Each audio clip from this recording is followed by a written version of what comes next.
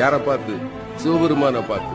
உனக்கும் போக்கிடம் கிடையாது, எனக்கும் போக்கிடம் கிடையாது, இங்கதானே இருக்க போறோம், சாப்பிட்டுக்கிட்டு சொல்லுப்பா. இல்லையா, நான் சொல்லியே ஆகணும்.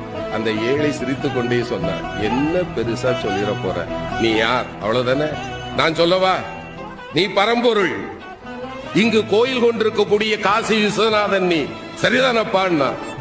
இறைவன் ஆடி போயிட்டான். ஞானிகளாலும் கண்டுகொள்ள முடியாத என்னை மகனே நீ எப்படிப்பா கண்டுகொண்டாயின்னா.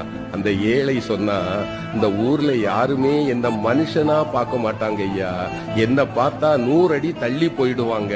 ஆனால் என்னைக்கு சமமாக அமர்ந்து அழுகி போன என் கையில் இருக்கிற உணவை கூட உண்பதற்கு ஒருவன் கையேந்துவான் என்றால் என் கருணை கடலே, உன்னை தவிர வேறு யாரால் ஐயா இது முடியும்?